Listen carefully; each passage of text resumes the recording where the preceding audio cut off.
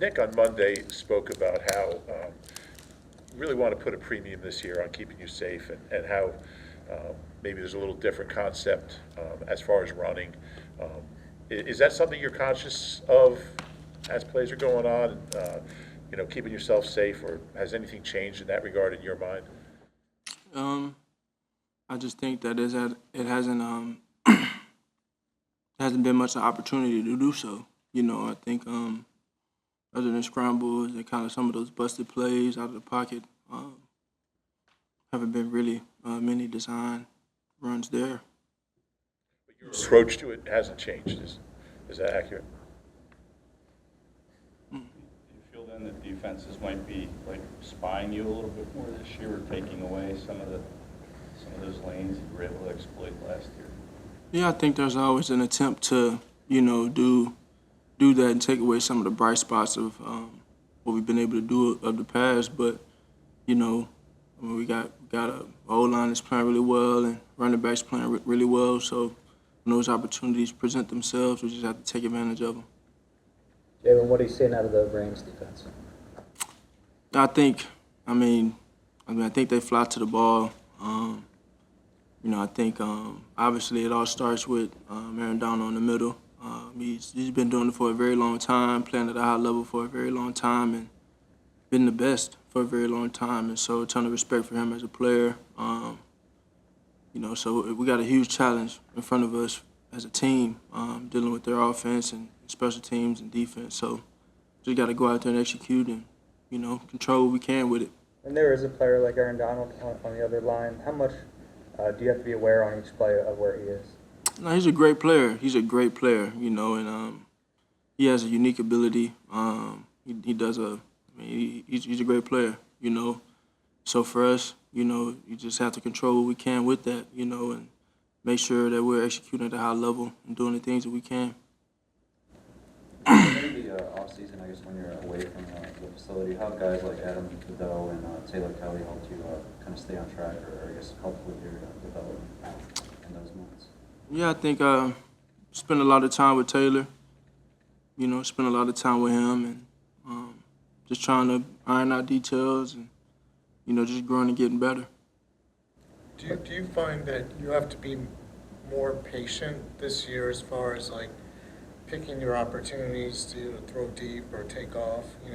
Is that more of a thing that you have to be aware of this year? Is that just how it works out? Yeah, I think things just change from year to year. You have different things. You have different ways of attacking people, and you have different ways that people are trying to attack you. So, the game is always changing. And so I think that's an adjustment in itself to think that something will be the exact same as it was before. If you have that mindset, I think you're doing yourself a disservice.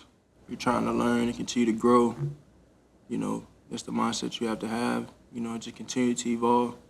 It's obviously a tough assignment for Sua this week. What's your message to him going into the week? I'm sorry? It's a tough assignment for Sua Opeta this week. What's your message to him going into the week? Do what he always does. Jalen, obviously travel is just the nature of the game, but this is a significant trip you guys are taking across the country. I asked Nick earlier kind of about his process. What have you learned when you're trying to prepare yourself, your body really, for making a significant trip across the country and kind of adjusting to time difference and things like that? Yeah, I have, I can tell you just taking a couple different trips to the West Coast and having to play in Arizona or whatnot, I haven't really thought about it much. So I know there's a big time difference, but the routine will remain the same in terms of just getting my material down for my plays and trying my best to know my assignments and hydrate. Have you seen the Kelsey movie by any chance? I have. What did you think of the scene? There's some revealing scenes. One of them, though, was the night before the Super Bowl when Jason was talking about how players have overcome certain things, and he mentioned you and the label of being a system quarterback. In that moment, what did that mean to you? Well, I guess it shows you how someone looks at you. More so than how I feel about it, it shows you what he feels about me. And that's something that I appreciate and I have a lot of respect for. What's the most impressive non-football thing you've seen Jake Elliott do in your 4 years?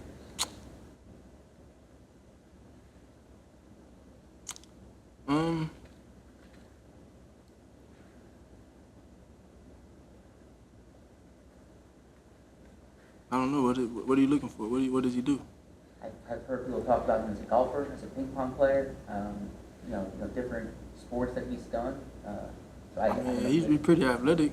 I mean, pretty athletic. Jalen, every year as a leader of this team, as a quarterback, you have to be a leader. But I love Jake. I love Jake, but I mean, when it's the NFL, everybody's an athlete here, you know? This year, have you felt kind of... You're going to get me in trouble with Jake. I'll talk to him. Have you felt your role be challenged in a new way with such young talent on the team, early injuries, kind of people trying to adjust to a new coordinator on both sides of the ball? Can you rephrase the question? I'm sorry. Sure. As a quarterback, you're always a leader, right? But this year, do you feel like your role as a leader is challenged in new ways with having young talent, people coming off of the Super Bowl, new coordinators, new pieces? I definitely think it's different. I definitely think it's different.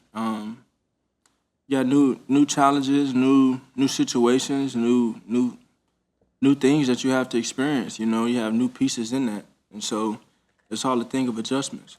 And obviously, I know, every day I come in here, I know I set the temperature for the room, and I know I set the temperature for how we do and how we operate. That's the mentality that I have, and you got to be able to manage those things, while playing at a high level. So definitely a challenge in that, and it takes great communication because we all have, as a team, have high expectations for one another. We're all dependent on the next man, so just want to go out there and do it for the guy next to us. In overtime, when there's the intentional grounding penalty, there was a free rush at you. Someone, I guess, didn't pick up a blitz, and you threw it away. Were you expecting your receiver to be? There's a miscommunication there. Yeah.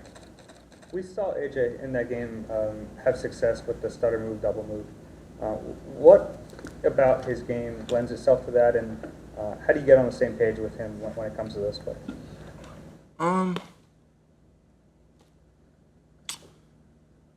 Yeah, I mean, just executing and practicing certain things. And in practice, I think it's all a matter of being on the same page and everybody knowing and having a clear understanding of what we're trying to do.